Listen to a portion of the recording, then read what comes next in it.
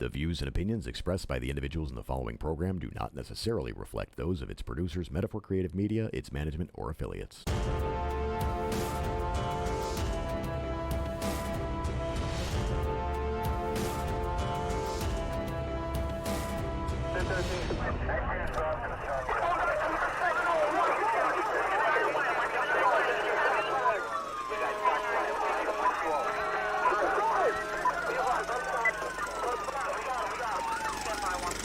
As police officers, we're witness to some of the most amazing things in life. Some comical, some horrendous, and some just plain miraculous. When asked why you went into law enforcement, most officers will tell you, because it's like having a front row seat to the greatest show on earth. Today, we saved you a front row seat. This is Cobservations.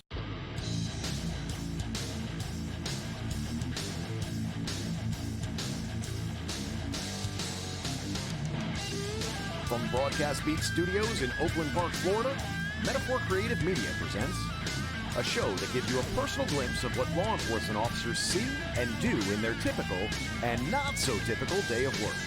From walking the beat to detective, Rob has 35 years of law enforcement experience.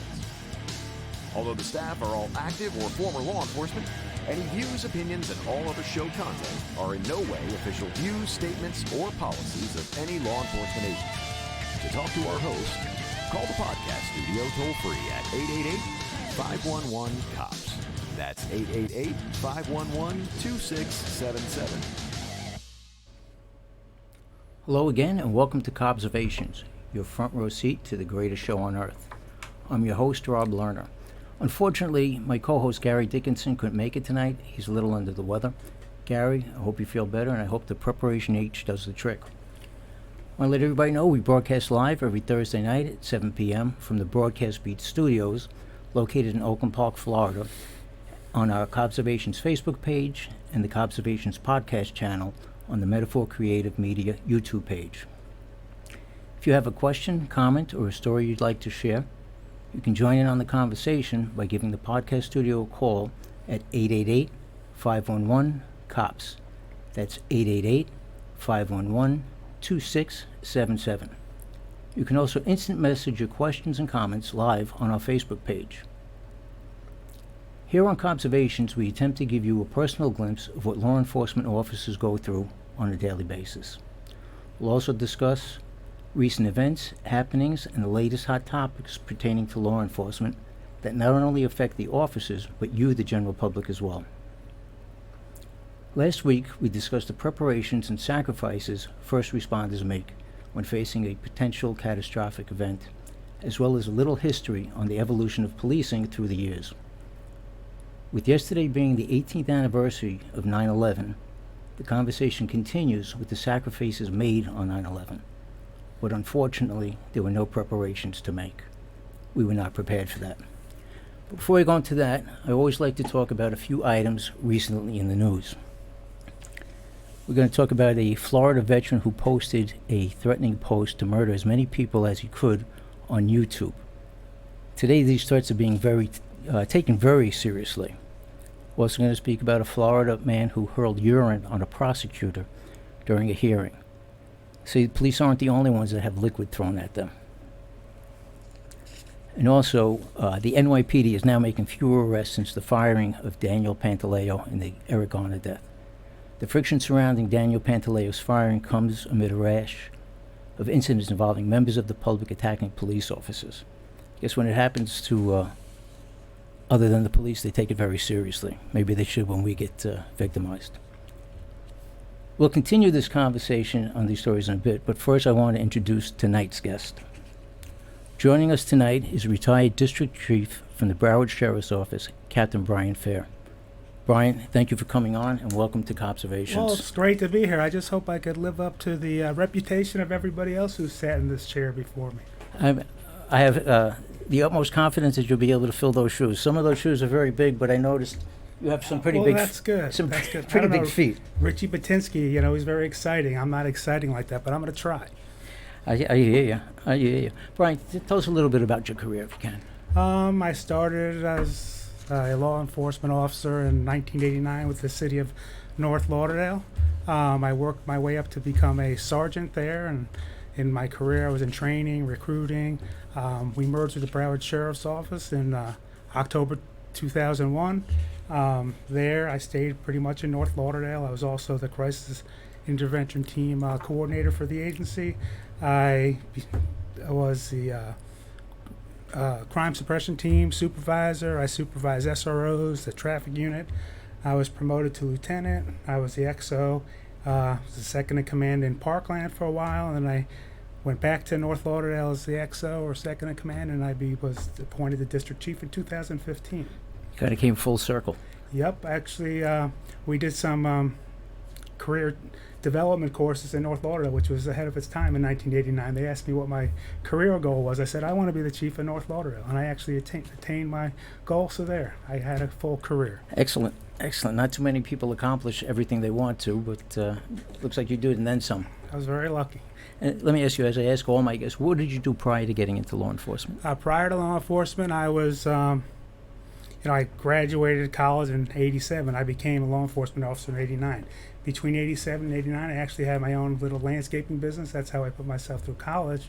And also, I coached wrestling and substitute taught in the Broward County schools. Wow. And what was the reason that you got into law enforcement?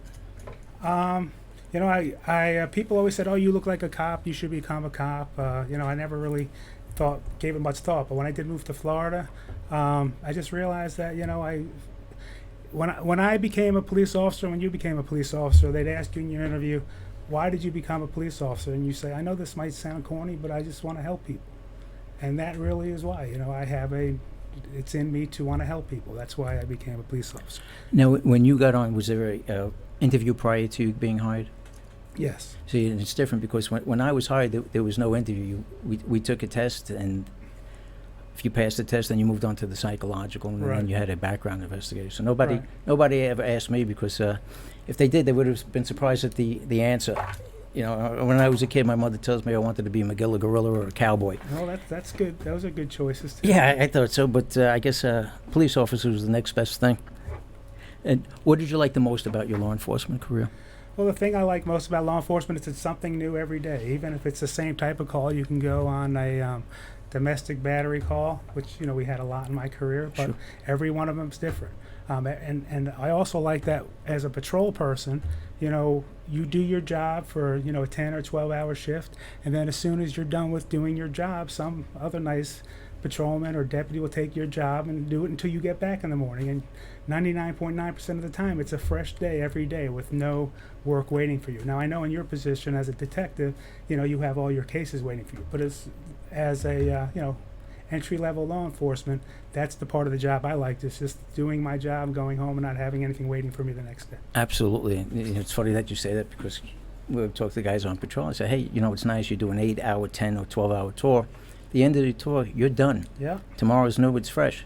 As a detective, depending on your caseload, you can have a bunch of cases that are piling up, and you have to get to them and stay on top of them. And there were times throughout my career I'd be going through my piles of cases, and all of a sudden I'd find one and say, oh, when did I get this one? Yeah. It had been there for a while. And I would imagine too, as a supervisor, it's the same thing. Your day as a supervisor didn't end at the end of your day. No, I mean, as you go up the chain and as you get more responsibility, then if you would have seen my desk by the time I was a district chief, every day I had piles of stuff, because if I would have filed it nicely the way a lot of people do, I would have forget about it. So as long as it was on my desk, I knew it still had to be done. It didn't get filed till the project was done. So. No, and the funny thing is, as a chief, you have to answer to so many different people within the organization, outside the organization, the community. It's crazy. You have to wear a lot of hats. Yes, there's a lot of hats, a lot of people to answer to, a lot of people to smile at. So. And I'm sure you found you can't make everybody happy. You can't make everybody happy. As a matter of fact, just to tell you something personal, I moved out of town, and I was thinking about being on my condo, not a condo, I live in a homeowners community. Right. And I was thinking about being involved in the in the board. HOA? I went to one board meeting, and everybody's like, what are you going to do about the ducks? Leave the ducks alone. I feed the ducks. Don't feed the ducks. I mean, some people want the ducks. Some people don't want the ducks. And so you just can't keep everybody happy. And I did that for 30 years. So I said, hey, I think the HOA position's not for me. And the law enforcement careers would probably have been easier than the HOA career. Yes, You know. especially, I remember going to HOA meetings after Hurricane Wilma, when, all of a sudden it came time to spend all that reserve money for all the roofs that blew off, Right. and there was no money left, so that's why they had to have police. I don't know if you, in your assignment, had to go to all those HOA meetings, but No, I we was had lucky. yeah, they were very unruly. Cause In my community, we had an HOA meeting, and they had a detail officer there just for that reason, right, to keep the Right. peace. Tonight we're going to talk about September 11th, the day that changed our lives in so many ways. But before that, each episode we discuss recent events in the news that are of interest or concern to me as a law enforcement officer, such as those I mentioned a moment ago. The first story involves a U.S. Army veteran who was arrested in Volusia County and charged with making written threats to commit a mass shooting or act of terrorism. The message was posted during a PBS NewsHour live video. Several of the posts were anti-Semitic and referred to the recent shooting in El Paso, Texas, that left 22 dead. The suspect told authorities that he was merely spoofing another online post and did not mean what he wrote. Now, spoofing, people are doing that with cell phone telephone numbers. You'll receive all these telemarketing calls. A number will come up that resembles somewhat your Right, number, right. and you automatically think, oh, it must be somebody I know, right, but the number is actually non-existent. right, So what this rocket scientist did, allegedly was spoofed somebody else's website mm-hmm. and to make it look like he was doing it, but thankfully he was arrested. right.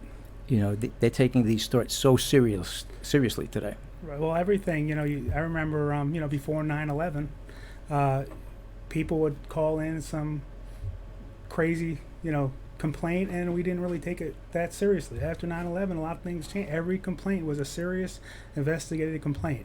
How many calls, and I think Rich, you were even mentioning how you handled an anthrax call. We would get anthrax calls in North Lauderdale, boyfriends and girlfriends were mad at each other. They'd send white powder in the mail. So, that's what you have to create a whole crime scene. Then you find out it was, a jilted lover, that did it to scare the person. Right. I remember even in the courthouse, they cleared the courthouse out for an anthrax scare.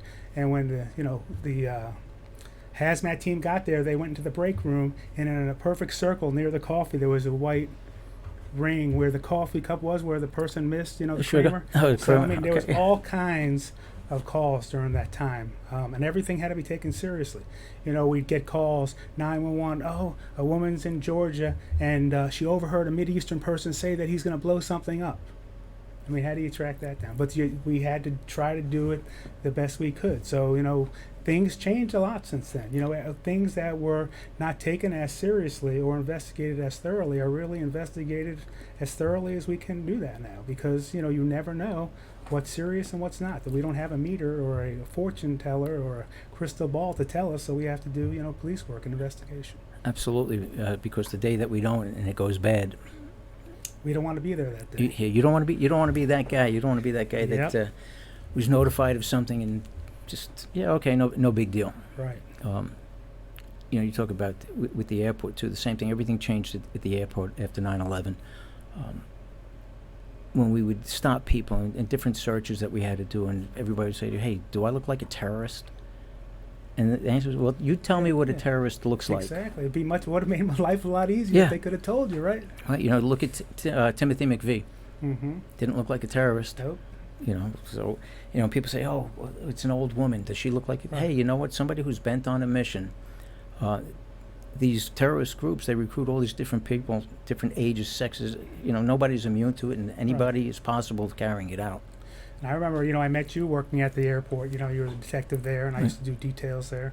And somebody had white powder in their luggage. So they called me, "Deputy, come on over here. There's white powder." So, I have a cocaine test kit, so I tested it for cocaine, and it wasn't cocaine. The lady said it was, talcum powder. And then the TSA said, how do we know it's not anthrax? I'm like, well, I don't have my anthrax test kit with me. So if you feel it's anthrax, then let's shut down the terminal and we'll call hazmat here. I mean, so those are the things that go on every day, realistically, that, that are like closing down the terminals. Definitely not. Definitely not. And I was just speaking to somebody yesterday, as a matter of fact, where they thought a device came through one of the X-ray machines and it looked like possibly an explosive device. Mm-hmm. And they emptied out the terminal. And some of the TSA officers, why are we doing this? I said, well, you just said it looked like a possible device. We have to do it. You have to follow protocol at that point.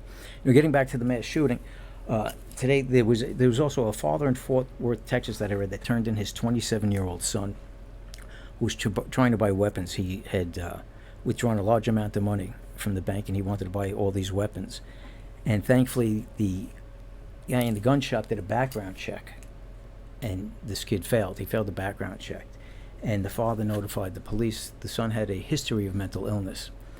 And when the police encountered them, they had dealt with him in the past, and they met up with him and they asked him, hey, what were you going to do with these weapons? And he told them, I want to kill people. They determined that he was off his medications, and it wasn't a credible threat at this point, but they got him help, and he's now currently in a mental health clinic. Right. Well, thank goodness, at least for now, we will never know. And we erred on the side of caution and possibly stopped, another mass shooting. Yeah, absolutely. And, they're taking it so seriously at this point, and you can see a lot of things have been thwarted, where these people are making these threats, and they investigate, and they'll get a search warrant, whatever, they'll go to the house, and they'll find a cache of weapons and a stockpile of ammunition, where if these people actually decided to carry out their threats, we'd be in a lot of trouble. A couple weeks after Parkland happened, actually, in the district I worked in, a kid asked the teacher, can I go to the bathroom? I have a really bad stomach. So the teacher said yes. He was a good kid. And he went right to the office and said, so-and-so in class has a gun. And sure enough, they were able. This SRO was able to respond there, and we got a gun off of a child. And he said he brought it there because he's being picked on, and he planned on using it at lunchtime. So, these things, unfortunately, it's the world we live in. Even though we had just had that tragedy, whether it sparked people on or gave them the idea, or it's just something that's going on now, kids have access to things that could harm other people, and it's something really. And that kid that brought it to the attention of the teacher is a hero. Yeah, absolutely. I mean, a lot of kids would have been afraid to tell. So it really worked out for us that day. It's a perfect example of see something, say something. Yeah. And who knows what would happen if he didn't, especially with the bullying that's going on today. And they see a lot of these guys that have carried out these mass shootings. There's a progression. Right. Sometimes a lot of them were victimized as children, and it just carried on and carried on. Would get to a breaking point, and right. It's unbelievable. So that's it on the mass shootings. Unfortunately, every day they're in the news. There was also something that's been in the news frequently too that I want to mention. Unfortunately, yesterday, an 11th retired member of the New York City Police Department took his own life. He was a retired sergeant, 49 years old, in Goshen, New York. And it seems almost every episode that we're doing Copservations, we're talking about this. It's nonstop. We don't know what the reasons are. There was no note left behind. But it seems like an epidemic in New York right now. Yes. We were talking earlier, every cop has been on the job for more than a year, has seen and done things they wish they hadn't seen or done. And they things that other people have no idea of what police are experiencing. And when you see a person, or a police officer or any person, you don't know what they've just previously experienced. But when you see, for lack of a better term, death and destruction for a whole career, it does have an impact on people. And if you can't get the appropriate help, or you don't have the appropriate support system, it can take its toll. And it looks like in New York City, it's taking its toll. Obviously, it's a very large department with 40,000 officers, but it's taking its toll on what's going on there. It's a big city, and I'm sure these officers are, handling and doing a lot of things on a daily basis, and they don't necessarily get much support from the community and or their leadership either. Which is a big problem. I just briefly saw something about a bill that they're trying to pass to help with the mental health with the New York City police officers, where it's strictly confidential, and I believe they're trying to put possibly counselors in the precincts. So how confidential it's really going to be, right, I don't know, but they have to do something, and they're trying. They're attempting to do something to help it, because it's definitely out of control. I went back to school in 1993 to get my master's degree in psychology, and I did get a master's degree in mental health counseling.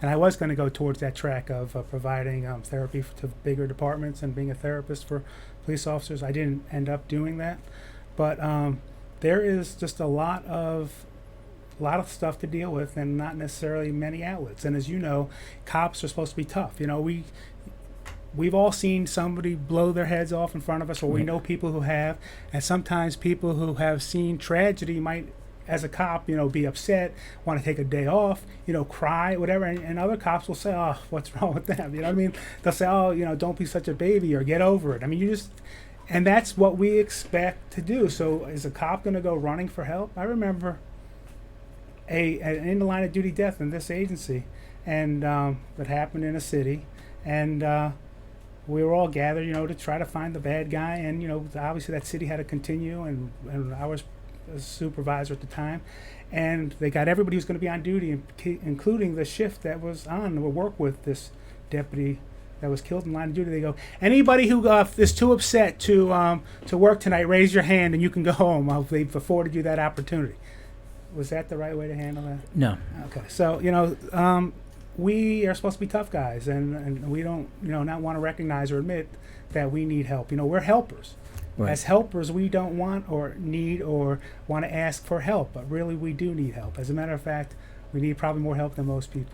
You know, I've said before, we're the problem solvers. Right. You know, and my wife and I have had this discussion many times. You know, cops are jacks of all trades.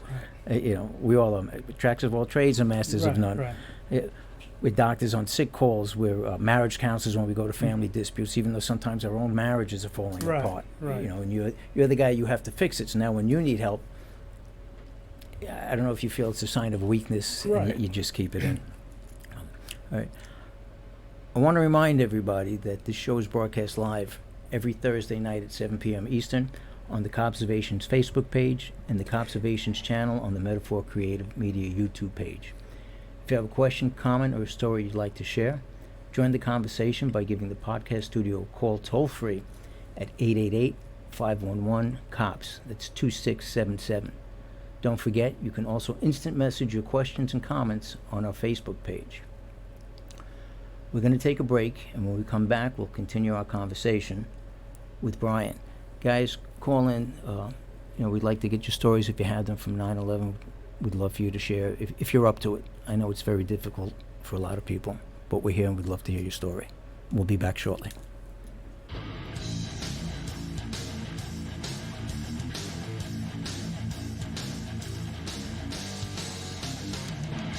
If you or someone you know would like to appear as a guest on the show, you can book your appearance on the Copservations Facebook page, or you can email the show directly at copservations@yahoo.com.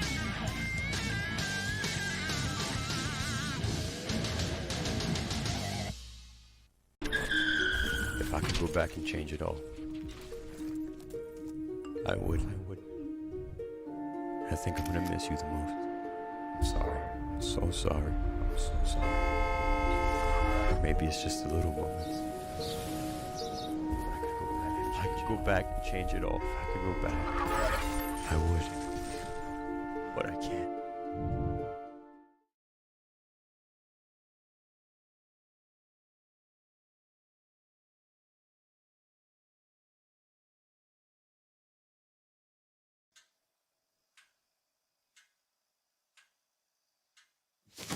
Awkward.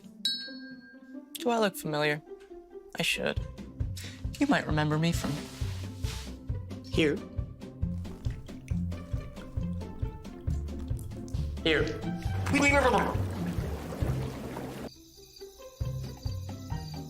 Or maybe even here. But an awkward silence can be a great thing. It can actually be a perfect moment to reach out to a friend and ask if they're okay, if they seem down. It doesn't matter how you say it. You all right? Everything's okay? All G. You all right, girl? You cool? Bugging dog. Just show you're there for them. Go on, Kelly. Susie Awkward.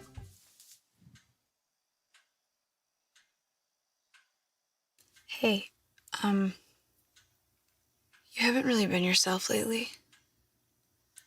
Are you okay? Find out how you can help a friend with their mental health at seizetheawkward.org. How to know if you should reach out to a friend. Your friend might be. Did you see that? Whoa, we scored? Yeah, we scored. We're going to the playoffs. I can't believe I missed that. Every time I'm buzzed, I spend too much time on my phone. What? I should take your phone away. No. I'll call for a ride. Wait, why does my face look like that? I'm playing with these new face filters. Okay, you know what? Yep, that's mine. But I need that back. No. Kevin!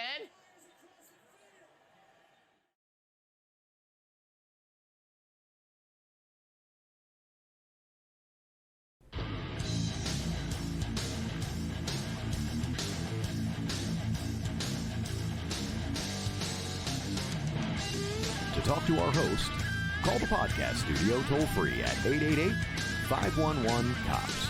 That's 888-511-2677.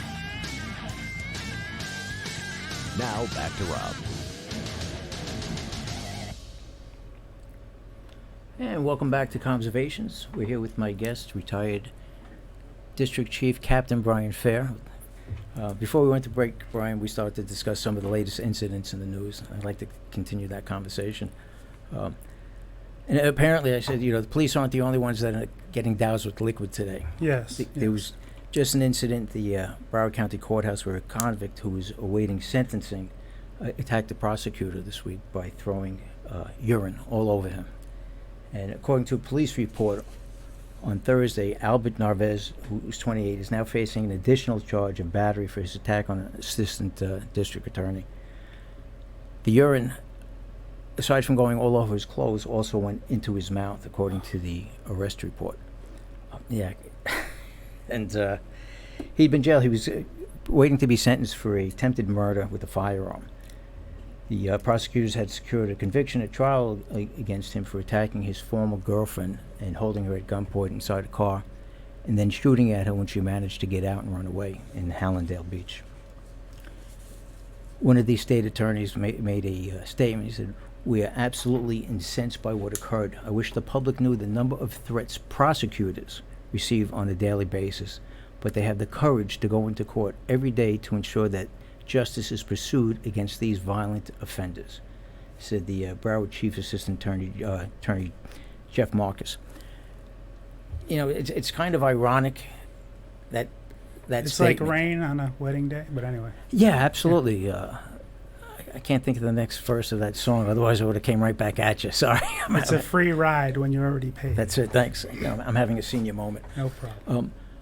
But when it happens to other people, it's horrendous. And we're on the same team, the prosecutor's office and the law enforcement. We're supposed to be on the same team, and we are. But when you say the daily number of threats of prosecutors, how about the daily number of threats that are made to police officers, and the assaults and the physical attacks on them? Yep, it's you're not a person. I mean, really, as a police officer, people hit you, and the prosecutors, they plead it down to a simple battery of just a regular person, misdemeanor, and it's personal now. And when you get urine thrown at you, I mean, for everybody out there in podcast land, think about that. I've never had urine thrown at me, but I know for a fact that people I've worked with in the Broward Sheriff's Office that worked in the jail, that's not an unusual occurrence to have bodily fluids thrown at you. And solid waste thrown at you. And these are human beings. How would you all react? It's disgusting. I mean, so it's a terrible thing for anybody to have that happen to them. And now all of a sudden it happens to a prosecutor, and it's big news. It's big news, and and the punishment should be severe for doing something like that. And on the other hand, when it happens to a police officer in New York, some of the politicians were saying, "Well, it was just water. It was hot out." Hey, if it was the politician, and I said this before, if it was the politician that had the water dumped on him, they'd be screaming "Holy hell!" and want these people arrested. Well, I do know that, in my career, neighbors get into neighborhood disputes and they squirt water at each other. We've made arrests on that. That's an unlawful touching. The neighbor who got the water didn't want it, and the person who caused the touching goes to jail. That's a crime. Absolutely, battery. So for police officers to have to endure that in New York City, and I don't know the political climate in New York City, but it's horrible. I do know that there's a political climate here in Broward County. Everybody has their political climates. But here, I do know that if somebody sprays water on a deputy or any law enforcement officer in Broward County, somebody should be going to jail. Absolutely. And I don't think that there's any leadership in Broward County that I'm aware of that would have a problem with that. I don't believe so either. I think they're very supportive of their law enforcement.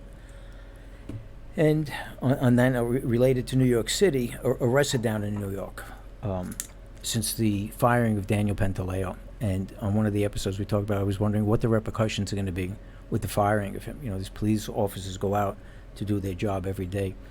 And again, and I've said it over and over again, the death of Eric Garner was tragic, preventable.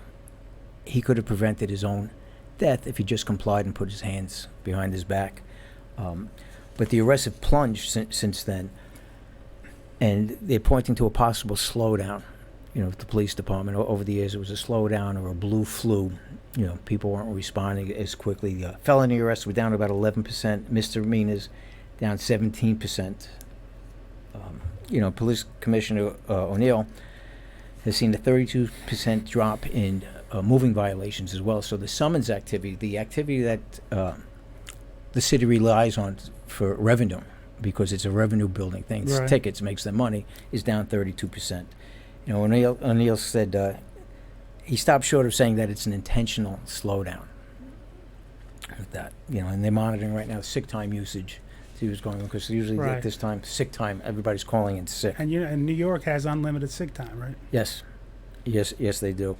They're monitoring that. They're also monitoring response time to make sure that the officers are responding in a timely fashion. And I can tell you from my years in New York, we went through a period of times where it was very adversarial with the city and the Right. police department itself. And at no time did we ever endanger the public by not responding to calls, Right. you know, urgent Right. calls. Right. We as police officers didn't want to see anybody get hurt, no matter what. Right, and you know, most people get into law enforcement to help people. They know that they have family and friends in the community, and they're going to go out there and help people.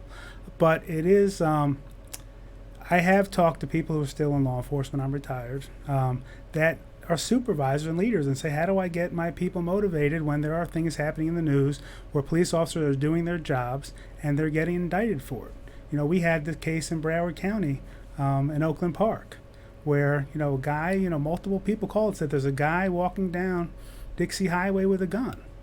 And the police get there, and there was a gun on scene, and the deputies felt threatened, and they shot and killed the person who had the gun. Now, anytime somebody's shot and killed or injured in any way, it's terrible. Sure. It's terrible for, no matter even if they're the worst person in the world. There's family, there's mothers, there's friends and loved ones that are devastated. Those people's lives are devastated. And people don't realize the effect that it has on the officer himself. Right. Exactly. And so nobody's going to take it that it's a devastating, tragic incident. But I think nobody would argue that, you know, a deputy felt that his life was threatened, and he had to use his legal authority and legal right to defend himself, and with lethal force. And that deputy was indicted for that. So when a deputy is indicted for doing what we've all been trained is, you know, the legal use of force, and you know, now is facing life in prison, it's hard to motivate people to go out there and engage the community. I mean, that's just the truth of the matter. We're all people. We have family. We have bills. You know, nobody wants to lose their job. And we all want to go home at the end of the day. Right. And the other side of that coin is, a situation like that, you hope and pray that it doesn't cause an officer who's involved in a similar situation to hesitate. Right. You know, because that makes all the difference. You know, the president of the NYPD PBA, Pat Lynch, said in the wake of the firing that officers would continue to uphold their oath to serve and protect the public, but not by needlessly jeopardizing our careers or personal safety. So, and the message is, hey, do what you have to do. But don't look for trouble. Don't shake bushes. Don't sneak up on people. Don't do traditionally what, you know, 30 years when I started law enforcement made you a good police officer. Going and finding criminals, because criminals don't like to be detected. right, proactive. Right. The days of the proactive policing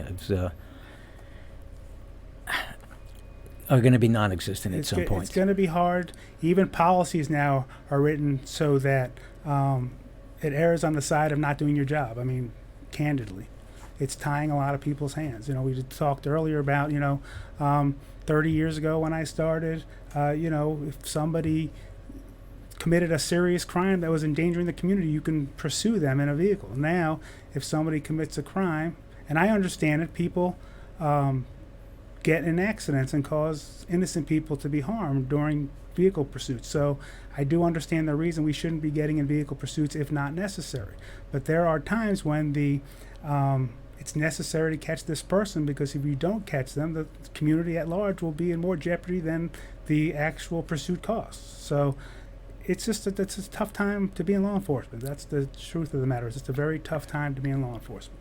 Very. And, my nephew just got hired by Dallas, Texas, and this is something that he always wanted to do, and I wish him the best. And Right. it's definitely tough roads ahead.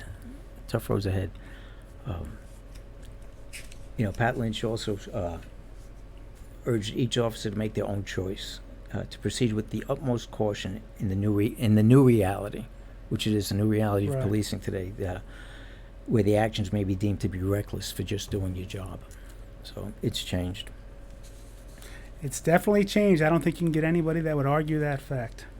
No, it's different times. And I remember when I started, I was told, hey, the job is changing. And, it was back in 1984, and I've had a fantastic career, and I had the time of my life, and never had a bad day on this job. But I see the changes that are happening now, and I sometimes say, you got to be crazy to get into this profession today. Yesterday was the 18th anniversary of the 9/11 attacks, and they were a series of 4 well-coordinated attacks by Al-Qaeda involving 2 airlines with 4 different aircraft. And that was September 11, 2001. The attacks killed approximately 3,000 people, including 412 first responders, injured another 6,000 others, and caused at least $10 billion in infrastructure and property damage.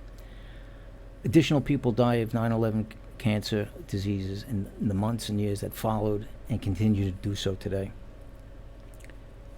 The 4 passenger airlines operated by 2 major U.S. airlines, United and American, all of which departed from airports in the northeastern United States, were bound for San Francisco and Los Angeles, were hijacked by 19 Al-Qaeda terrorists. 2 of the planes, American Airlines Flight 11 and United Airlines Flight 175, were crashed into the north and south towers, respectively, of the World Trade Center complex in Lower Manhattan. Within an hour and 42 minutes, both 110-story towers collapsed. A 3rd plane, American Airlines Flight 77, was crashed into the Pentagon in Arlington County, Virginia, which led to a partial collapse of the building's west side. The 4th plane, United Airlines Flight 93, was initially flown towards Washington, D.C., but crashed into a field in Stony Creek Township near Shanksville, Pennsylvania, after its passengers thwarted the hijackers.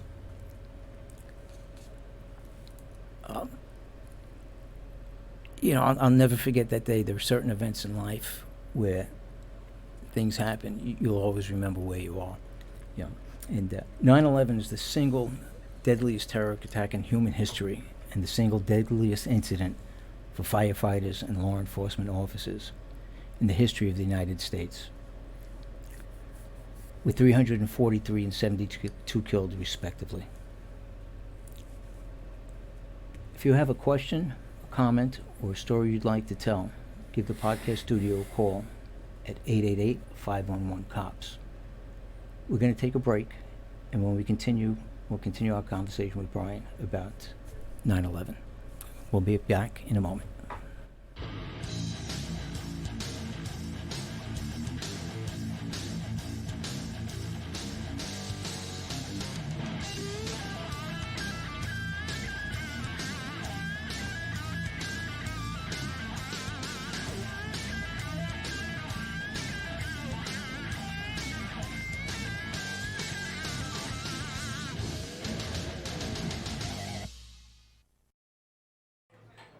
Put the keys down, Kevin. But I'm gonna drive home. There are several warning signs present that you shouldn't be driving. My text to emoji ratio has gotten a little out of hand. A little? Yep, I'm definitely gonna call a ride home.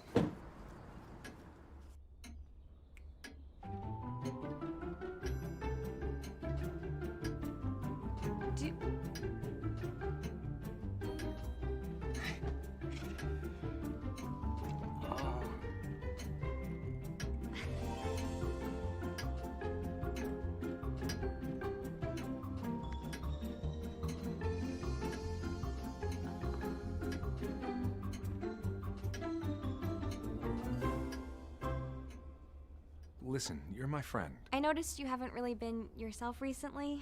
Yeah, I feel like something's up. How are you? Are you okay? Is there anything you want to talk about? I just want to know how you're feeling. And listen, even if you don't know what to say, I'm here to talk. No matter what you're going through, I just want you to know I'm here. I've got your back. When you want to talk, I'm here.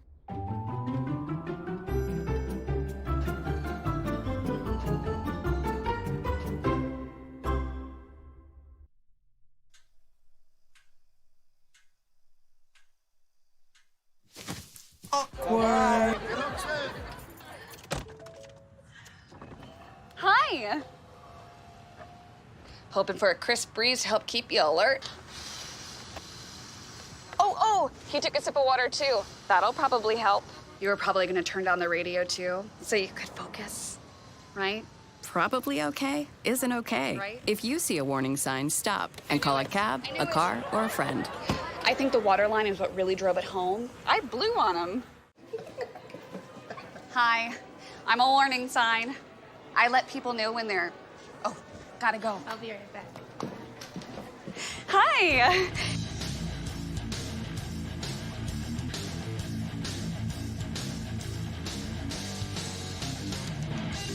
To talk to our host, call the podcast studio toll-free at 888-511-COPS. That's 888-511-2677. Now back to Rob.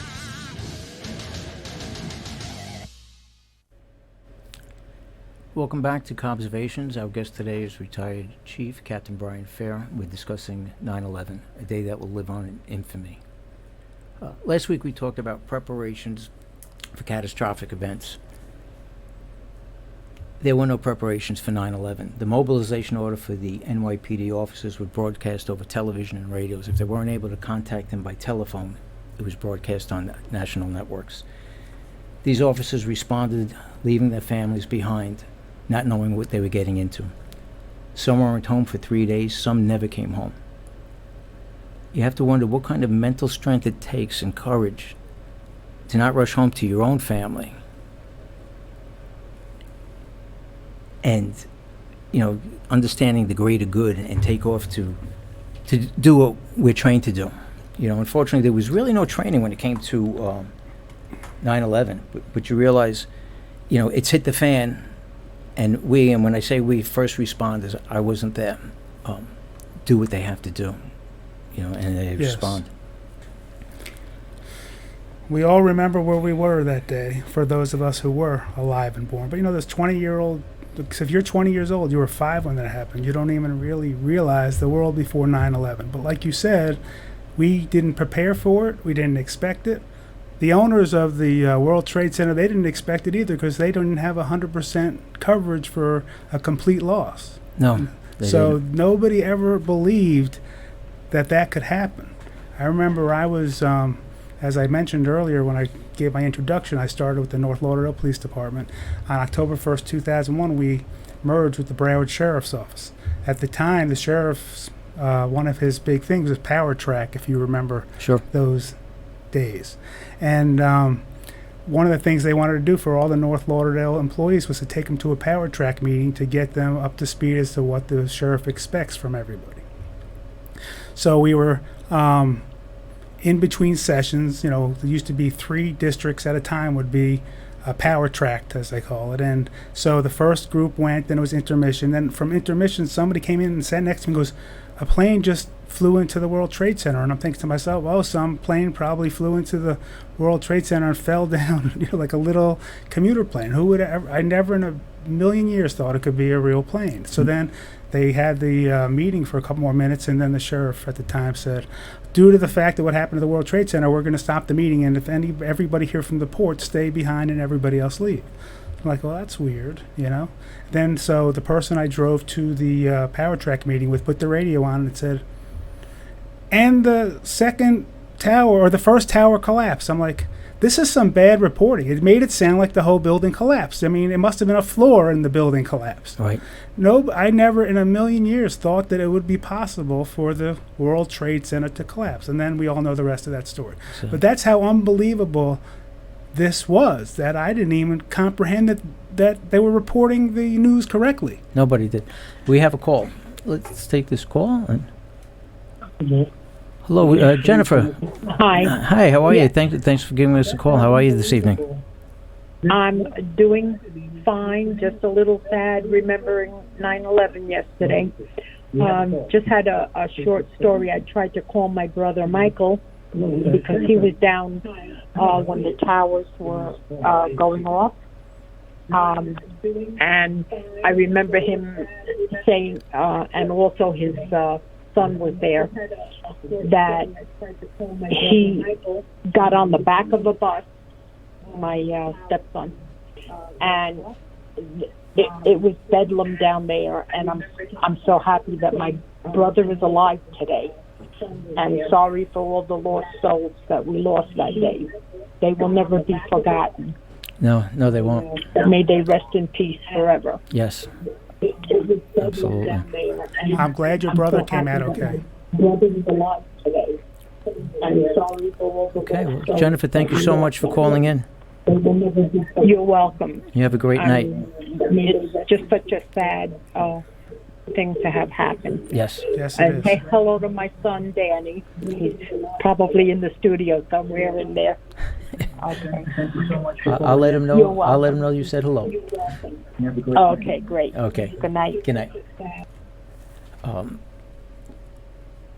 I need to, when I said I wasn't there for 9/11, and I just want to give just a little history background on myself. What happened was I was hired in 1984 for the police department, and although we had a 20-year retirement, I wound up vesting out after 17 years due to my wife's health and a need for a warmer climate. And when I left, the guys I worked with thought I was out of my mind. They said, "Hey, you've got 3 years left to go. Why are you leaving?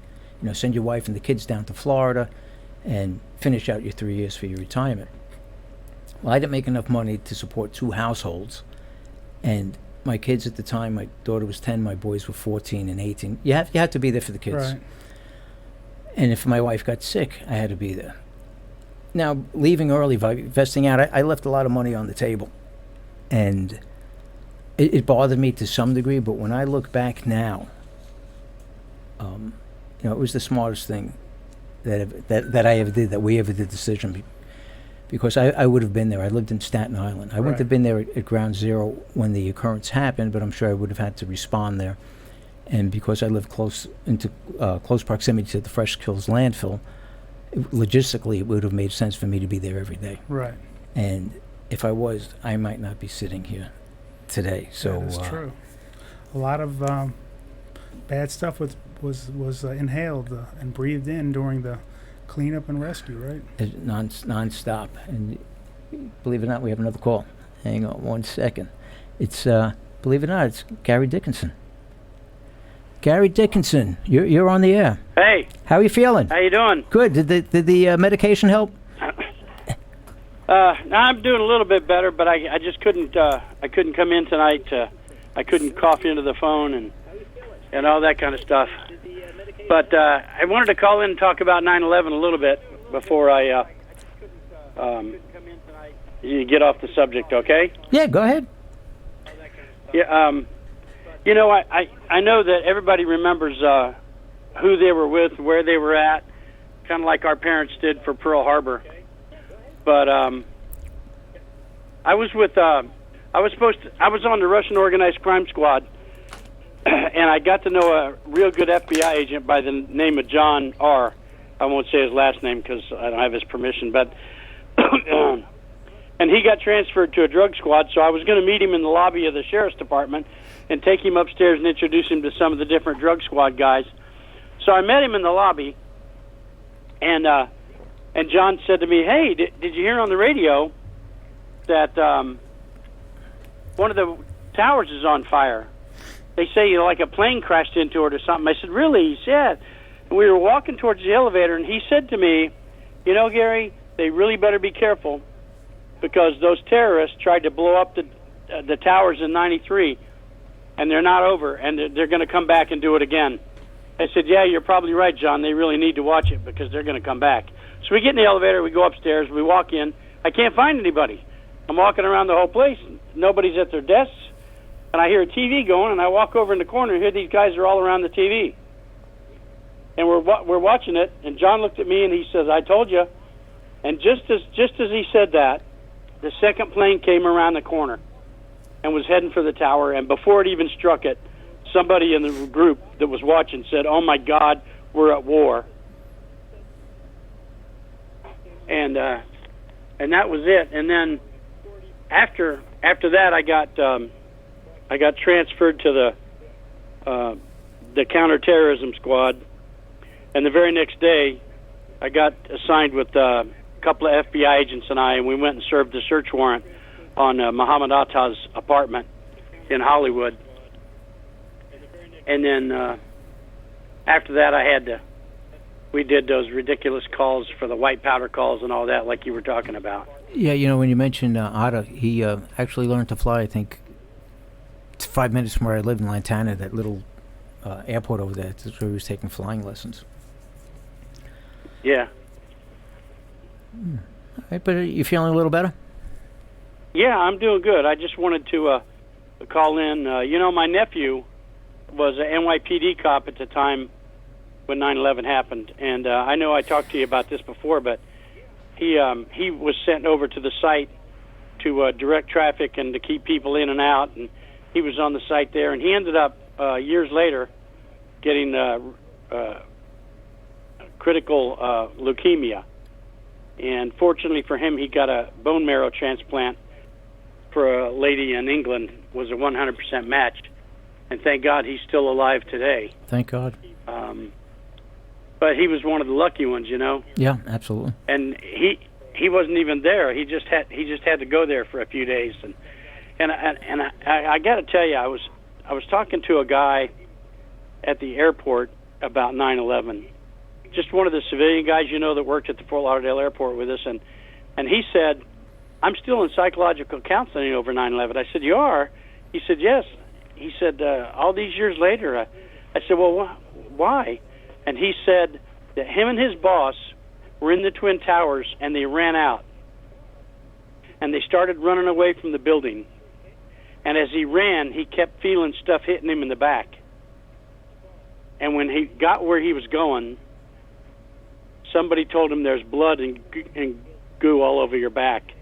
And it turns out it was the people jumping out of the tower buildings, and their bodies were exploding, and it was hitting him in the back as he was running away. Horrific.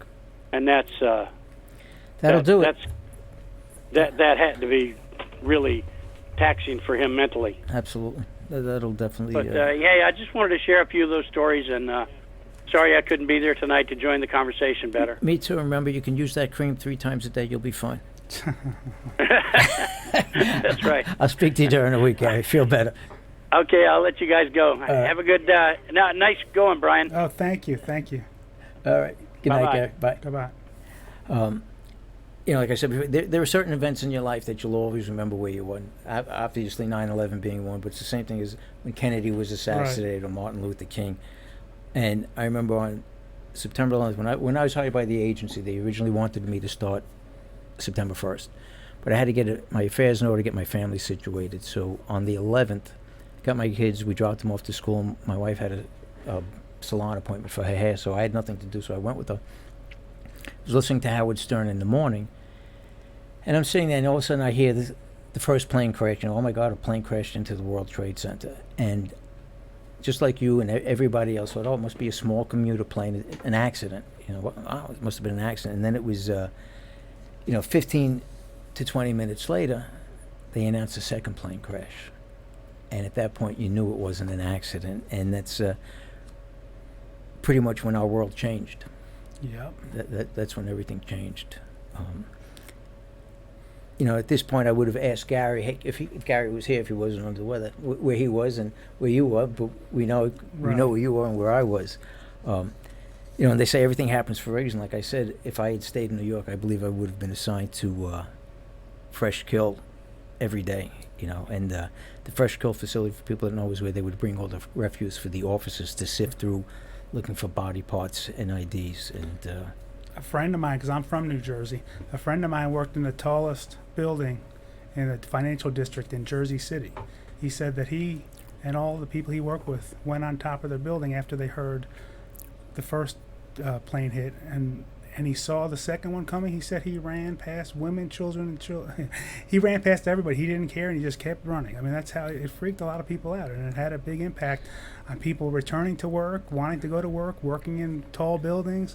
I mean, it really had a big impact on the way we do police work, the way we look at you remember the airports prior to 9/11, it was somebody with a wand and a little fake, metal detector. Right, it was 1, 2, 3. It created a whole department, the Department of Homeland Security, a whole TSA. That's how big of a deal it was. Yeah, and still is. I mean, it's not gotten, obviously. And it's not going to. Right. It's something that's going to be a way of life for us. They deal with it in Israel all the time at the airports. Right. And it's something. It's a way. Unfortunately, it's a way of life. And they say everything happens for a reason. Friends of my brother-in-law and sister-in-law were supposed to be on that flight from Logan, but canceled at the last minute. I think one of them got sick, and they would have left their children orphans. Another friend that I had, his mother worked in one of the towers, and she was late going to work that day.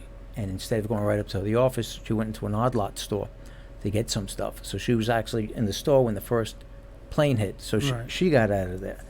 So it's all these little things. Sometimes we get aggravated when we get stuck in traffic or something throws us our routine off and we get delayed.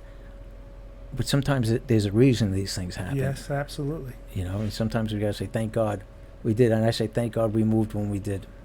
Because God knows what would have happened. Personally, I didn't know anybody, any of the first responders personally that were killed at the time of the incident. Unfortunately, I know quite a few that have died post 9/11 from cancer-related illnesses. Right. And as Gary just said, his nephew came down with leukemia. Do you know anybody? Terrible.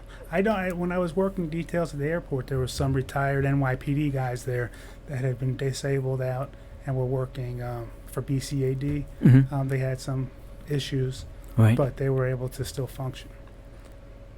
I mean, I don't know how. I haven't followed up on those guys. Hopefully, they're still around. Yeah, hopefully, absolutely. I have a very good friend of mine who I speak with all the time, and love the job.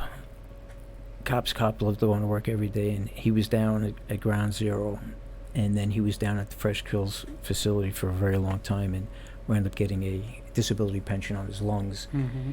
And then recently they found something within his esophagus, and I think it was precancerous, but he's been going. He had his 7th treatment the other day, and what they do is they go in and they burn everything. I guess cauterize or whatever they do, and it's something that you have to watch. It's not something anybody should have to go through. No. Just trying to save people, just like people say, what's the big deal about being a cop or a firefighter? Because when everybody's running from danger, we're running towards danger. And I really haven't in my career ever met anybody who, when the call came, didn't run towards danger. Right. So when not everybody's perfect, but we're all in this business just try to help people. And we try to, give the same service that we would want our family to have if they would need a law enforcement service. And that's the way I pretty much think I could speak for most law enforcement out there. Yeah, that's what we do. We do what we have to. And if we didn't, God, imagine what the world would be like. Last year was the 17th anniversary of September 11th, and at this point they counted, back then they counted almost 10,000 first responders, downtown workers, residents, students, and others with cancer-related 9/11 illness. That number today is much higher. The Centers of Disease Control and Prevention has long maintained that around 400,000 people in Lower Manhattan were exposed to dangerous mix of substances such as asbestos, lead, and benzene on the day of the attacks and the weeks and months afterwards. The New York City disaster areas, people around there were exposed to so many different poisons and everything. Now we have all these first responders so many years later that are coming down with these cancer-related illnesses and unfortunately passing away. But when you look at 400,000 people that were possibly exposed to this or were exposed, so, it's scary. It's the tip of the iceberg. Yeah, I mean, and those are the people who are attributing it to their experience. There's some people probably don't put the 2 and 2 together, that were in the area or doing something that, you know, they got sick, but they don't really say, they don't think because of whatever, you know, distance they had from 9/11 or from Ground Zero. I'm sure that there's people who don't even realize they got sick or had physical effects and illnesses from the whatever particles were floating in the air. And the particles that you mentioned were carried all the way into Brooklyn. You know, anywhere within a certain radius, they carried over, and people unknowingly were inhaling these substances. You know, when you talk about Ground Zero, I was talking to one of my old partners the other day, and he relayed a story. You know, a time of tragedy like this, we had people from all over the country responding. You know, different states, people from out of the country. Everybody wanted to come and help and lend a hand. And he was telling me he was part of the bucket brigade at Ground Zero, and what it was, to get a picture of it. It was like an assembly line of officers, and they all had 5-gallon buckets that were loaded, and they were passing it from one to the other until finally it ended up on a barge, and that barge would ultimately end up in Staten Island. But he was telling me there were 3 police officers that came from San Francisco, 2 men and a woman, and they brought a cadaver dog with them. And as he was passing the buckets, all of a sudden he noticed that they were lowering one of the officers into this gaping hole that led to God only knows where, with the dog. And here you have somebody who left his family in California, okay, going into a hole, not knowing what was down there or if he'd be coming back up. You know, there were just so many selfless acts that were performed every day. And, you know, not knowing what the dangers are. And the thing is, we expect so much of our first responders. You know, people expect so much of first responders. Right. And we ask very little in return. You know, just a little respect and a thank you. And everything that they've done. And now you have people throwing water on them and throwing buckets on them. And it's, you know. Or, you know, that's what's popular now. But, you know, I don't know if you've ever had that experience. I've been on, you know, hot police calls, and people in the crowd just start throwing rocks for no reason. And I know that happens a lot in New York City, but I mean, you know, I'm not talking about New York City. I'm talking about locally here in Broward Sure, County. no, everywhere. It's unfortunate. I remember there were times where firemen needed an escort, a police escort, where there were shots being fired at firemen. These are the guys that are coming to put out fires, save your lives or whatever, and people. And thankfully, it's a small minority. Right. But, no, it's that people don't even let people help them. You know, they're shooting at the people who are coming to help them. You know. Yeah, it's insane. It's insane. You know, recently a retired New York City detective wrote about what it was like sifting through human remains at the Fresh Kills landfill in Staten Island. He titled it "The Seldom Heard Story of 911." Although I wasn't there, and I thank God I wasn't, reading it brought me there. I could actually picture it. It was, I felt it very moving. It was very strong. We're going to take a break, and when we come back, I'd like to read that story, because it really... It hit home. It hit home. I felt it, and I realized with everything that we see, and we discussed it before, the things we see, the gruesomeness, the blood and the guts, everything that we see, and I've seen in my career, and I've seen a lot, I can't even begin to imagine what the men and women that were at Ground Zero and went to the Fresh Kills landfill did every day, what they saw, and for so long. Right. You know, it's just, you can't imagine. I would imagine somebody that was involved in war, war combat veteran, could relate to it. Okay. All right, we're going to take a short break, and we'll be right back. Remember, if you'd like to get involved in the conversation or share a story, give us a call at 888-511-COPS, 888-511-2677, and we'll be right back.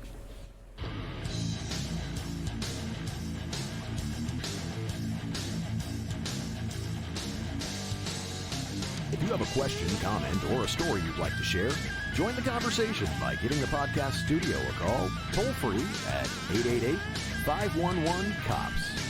You can also instant message your questions and comments live during the broadcast on our Facebook page. Bye-bye. Hi. Hoping for a crisp breeze to help keep you alert? Oh, he took a sip of water too. That'll probably help. You were probably going to turn down the radio too, so you could focus, right? Probably okay isn't okay. Right. If you see a warning sign, stop and call a cab, a car, or a friend. I think the water line is what really drove it home. I blew on him. Hi, I'm a warning sign. I let people know when they're... Oh, gotta go. I'll be right back. Hi. How to know if you should reach out to a friend? Your friend might be worried, sad, Grumpy. Angry. Stressed, weird, rebellious, Anxious. antisocial, lonely, Sleeping less. sleeping more. Eating less. Eating more. Look, there are a lot of things to watch out for, but you know your friend best. So if they're not acting themselves, why not say something? Find out how you can help a friend with their mental health at seizetheawkward.org.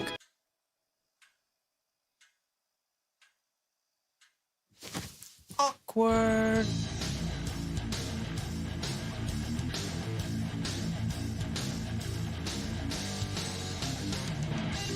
To talk to our host, call the podcast studio toll-free at 888-511-COPS.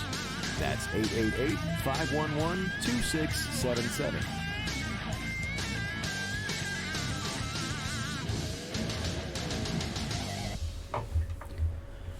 Welcome back to Observations. I'm here with my guest, Brian Faer, and we're discussing 9/11. And as I said before we went to break, I wanted to read the story. It's called The Seldom Heard 911 Story, written by a retired New York City detective that was at the Fresh Kills landfill. So I'm going to read it, so please bear with me. Okay. Mention the Fresh Kills landfill in the same sentence with 9/11, and most civilians and some cops will look at you and have no idea what you're talking about. For me, the story is fresh in my mind's eye. You wake up at 3 a.m., grab a huge cup of coffee, jump in the car, and leave your home in beautiful Orange County. You cruise south on the New York State Thruway, then on to 17 South through New Jersey in the dark. You make the 2-hour ride out to the Fresh Kills landfill in Staten Island. You arrive and park your car at the bottom of this monstrosity of a hill. You're in work clothes and construction boots. Boots you received months prior at Ground Zero while working around the pile. Boots you got for free from Stanley Tools, who donated hundreds of boots to first responders, and I am forever grateful to Stanley. Not only for the actual boots, but I'm thankful for the thought of a company willing to lend a hand by supplying first responders with simple supplies to help them perform. At the bottom of the landfill, you're directed to a makeshift bus stop where other detectives in work clothes are waiting. Every so often you may catch a familiar face, but most are strangers, but still brothers. Detectives from other commands and boroughs. It's hard to explain the feeling of being a brother to a total stranger. A stranger who shares your same struggles and who understands being a cop. Everything is mud and gravel at the landfill, and in some spots it's both mud and gravel.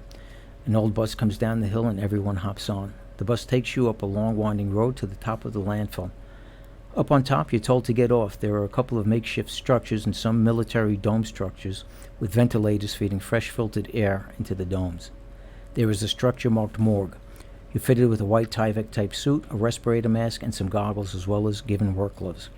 You're told at that time that you're working a 12-hour shift. You're going over to a sifter and given a number corresponding to the sifter you're assigned to and pointed in a general direction. The orders are that you're not allowed to leave the sifters unless someone relieves you and takes your place. You will be sent relief for a short break at mid-morning, for lunch at midday, and maybe another short break mid-afternoon. You were told that barges are bringing rubble across the bay from the World Trade Center and dumping it at the bottom of the landfill, where it will be trucked up to your sifter, and others manned by other detectives. All except the very large pieces will be loaded on the bottom of your huge sifter, which would normally be used for recycling garbage, but as of now it's being used to look for body parts and human remains. You're told you will have 2 buckets next to you. Body parts go into one, and personal property, pictures, wallets, work IDs, etc. go into the second bucket. When you're relieved on break, you bring the bucket with whatever you found to the morgue or evidence collection building. The Fresh Kills landfill had been capped earlier the year before. It was no longer being used for garbage collection. A thick membrane was placed over the mounds of garbage and tons of topsoil placed over the membrane. The landfill had been temporarily reopened that year as a search station in an effort to search and recover remains of 9/11 victims and to sort through the rubble for evidence. Everything on the hill was soil and earth with huge dump trucks dump trucks driving up and down the dirt roads, delivering and removing debris to and from the search sites. The dump trucks are huge with tires as tall as a man. You make your way to your designated sifter.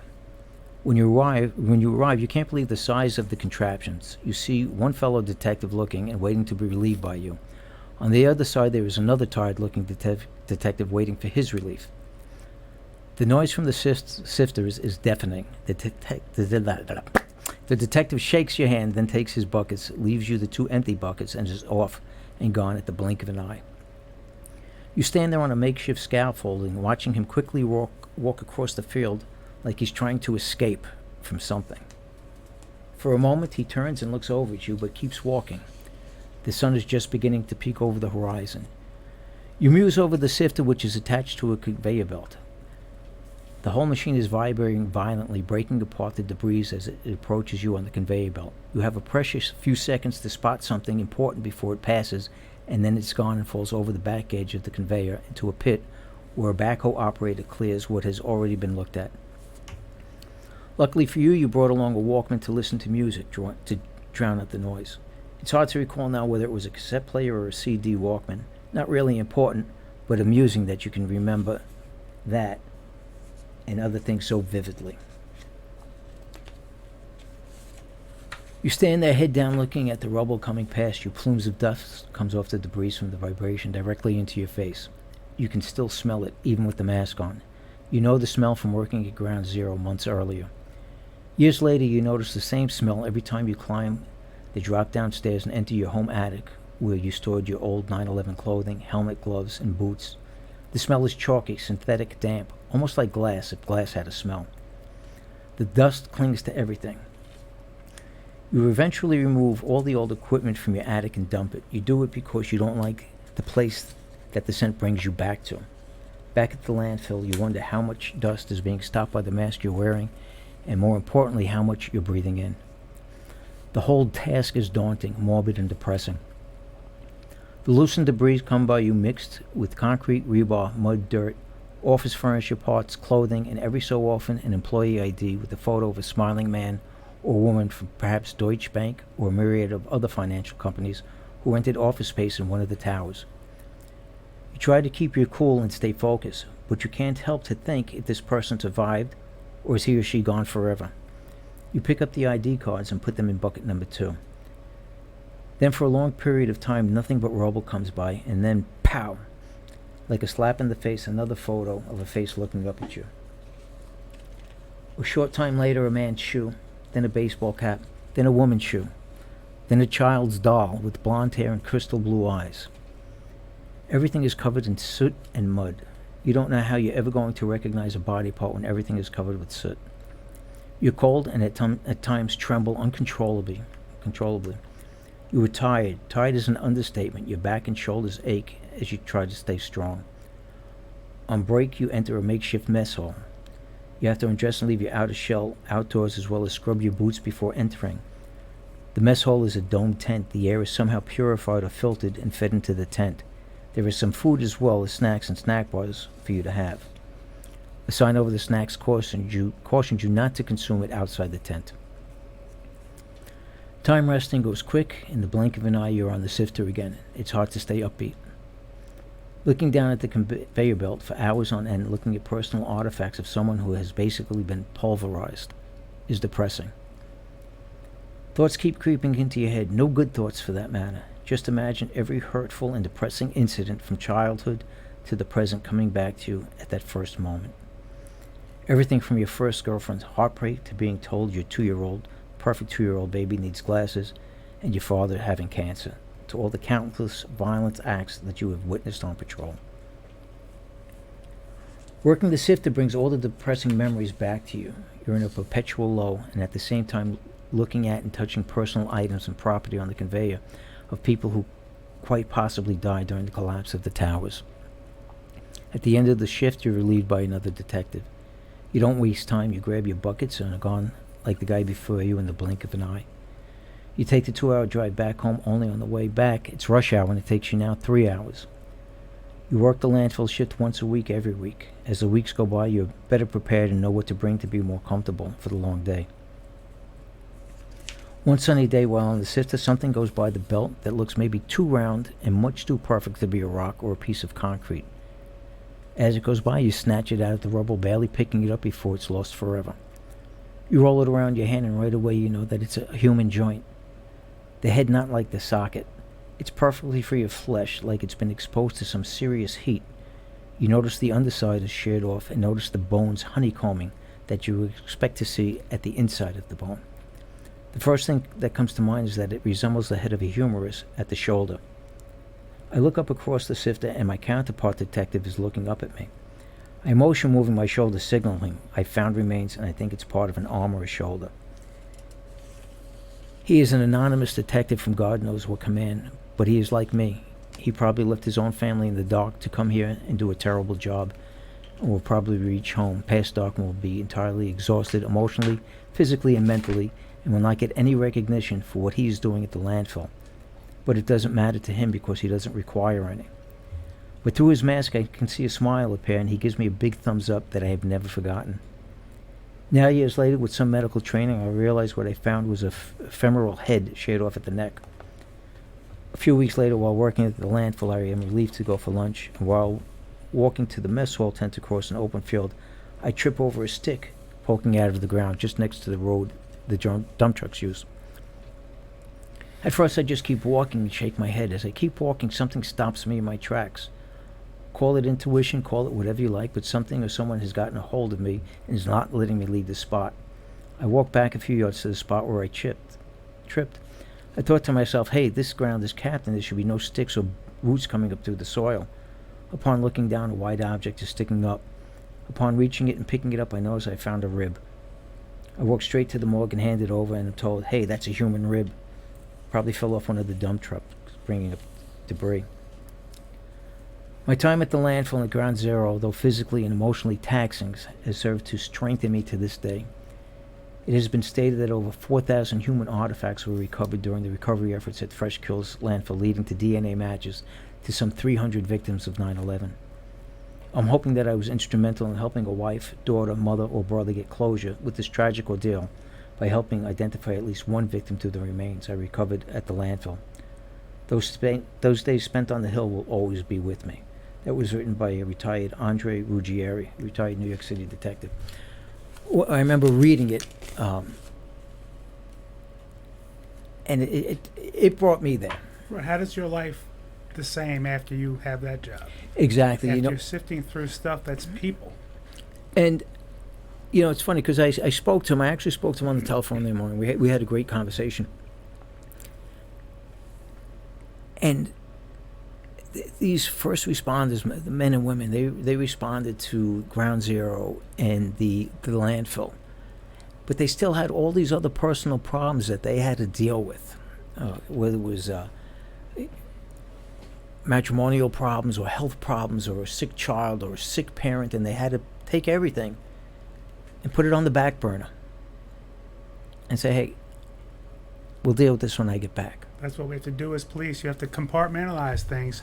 You have to take something. You have to take the Great Kills dump and all the body parts you find and put it in a compartment in your head and shut the compartment so that you can deal with the rest of your life. Because how do you do everything else while you're thinking about body parts and, you know, an arm and a rib and, you know, a wallet and pictures of people who you know aren't around anymore? You see, you find a photo ID. And how do you go about then, you know, picking up your 8-year-old daughter from ballet classes and smile at them, you know? So that's why you see, you know, law enforcement and other stressful jobs. It's not just law enforcement, but when you see these tragic things, it's something that most people, it's not a normal thing to deal with. And so sometimes, you know, we don't seek help and we, you know, look for a temporary solution to a permanent solution to a temporary problem. And it's tragic. It's very tragic, and unfortunately 9/11 was a level that nobody has seen before. And hopefully we never see again. No, hopefully. It's horrible. It's horrible. You know, it's funny, when the majority of 9/11 was over and taken care of it, there were a small percentage of first responders that stayed on the scene to finish up. And the other large percentage was told, okay, go back to your normal routine. And the thing is, you were just swarmed in death and destruction. Now forget it and hit the streets. You know, it's business as usual. Just hit the streets and Right. deal with everything that you deal with. And they did. But the thing is, nothing would ever be normal again for these Right. people ever again. Yeah, it's something. Yeah, it's hard to, just go back and, okay, pay no attention to the man behind the curtain. Now go do your job and perform. That's right. Forget everything that you just endured for weeks and months. Okay. Want to remind everyone, if you or someone you know are interested in broadcasting your podcast from the podcast studio, give Broadcast Beat Studios a call at 954-363-2908. Right now we're going to take another break, and when we return, we will close out tonight's show. We'll be right back.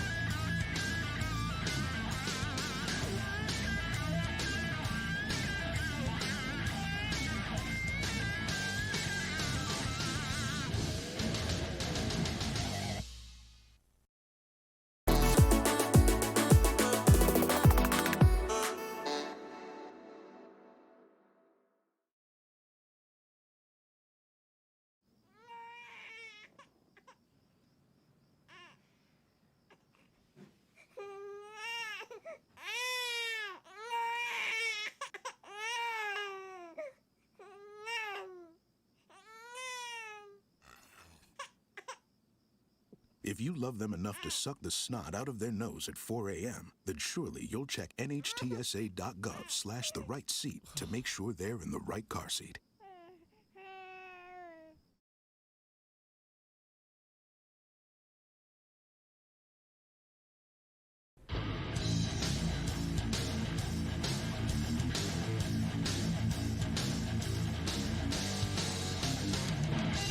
To talk to our host, call the podcast studio toll-free at 888-511-COPS. That's 888-511-2677. Now back to our host. Welcome back to Cobservations. It's that time again. I want to thank our guest, Brian Faer, for joining us tonight. Brian, thank you. Well, thanks for having me. I really enjoyed it. It was a great conversation, So did and I hope you'll come back and join us again. Anytime, just to send the invite, I'll be here. Okay. And I want to remind everyone you can join our broadcast live every Thursday night at 7 p.m. on our Cobservations Facebook page or the YouTube page. If you or someone you know would like to appear as a guest on the show, you can book your appearance on the Cobservations Facebook page, or you can email the studio directly at cobservations@yahoo.com.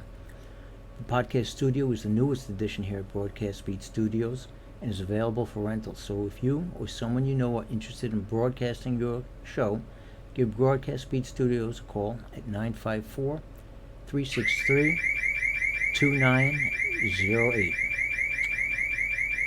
I don't know what that alarm is, but something's going on. And as we do with every episode, we're going to end it with honoring the lives of our fallen brothers and sisters. Tonight, we honor Inspector Donald G. Faer of the New York City Police Department, New York, whose end of watch was on this day, September 12th, back in 2009. Inspector Faer died from illness he contracted while inhaling toxic materials as he participated in the rescue and recovery efforts at the World Trade Center following the terrorist attacks on September 11th, 2001. Inspector Faer had responded to the World Trade Center on September 11th and commanded a unit that was instrumental in helping emergency vehicles pass and civilians escape. He was nearly killed when his vehicle was crushed as one of the towers fell. Following the attack, Inspector Faer spent many hours at the Grand Zao site as part of the rescue recovery. Inspector Faer had served with the New York City Police Department for 37 years and was the commanding officer of the Manhattan Traffic Task Force. On the morning of September 11, 2001, 72 officers from a total of 8 local, state, and federal agencies were killed when terrorist hijackers working for the Al-Qaeda terrorist network headed by Osama bin Laden, crashed 4 hijacked planes into the World Trade Center towers in New York City, the Pentagon in Arlington, Virginia, and a field near Shanksville, Pennsylvania.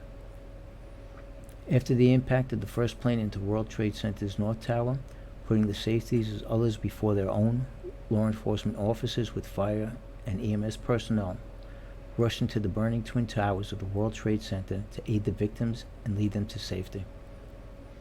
Due to their quick actions, it's estimated that over 25,000 people were saved. As the evacuation continued, the South Tower unexpectedly collapsed as a result of the intense fire caused by the impact. The North Tower collapsed a short time later. 71 law enforcement officers, 343 members of the New York City Fire Department, and over 2,800 civilians were killed at the World Trade Center site. A third hijacked plane crashed into a field in rural Pennsylvania when the passengers attempted to retake control of the plane. One law enforcement officer who was a passenger in the plane was killed in that crash. The fourth hijacked plane was crashed into the Pentagon in Arlington, Virginia, killing almost 200 military and civilian personnel. No law enforcement officers were killed at the Pentagon on 9/11. The terrorist attacks resulted in the declaration of war against the Taliban regime, the illegal rulers of Afghanistan, and the Al-Qaeda terrorist network, which is also based in Afghanistan. On September 9, 2005, all of the public safety officers killed on September 11, 2001 were posthumously awarded the 9/11 Heroes Medal of Valor by President George Bush. The contamination of the air at the World Trade Center site caused many rescue personnel to become extremely ill and eventually led to the death of several workers. On May 1st, 2011, members of the United States military conducted a raid on a compound in Abbottabad, Pakistan, and killed Osama bin Laden. I'd like to thank everybody for tuning in. We'll see you next Thursday. God bless all those first responders that are gone and still here that responded. Till then, everybody stay safe and God bless. Thank you.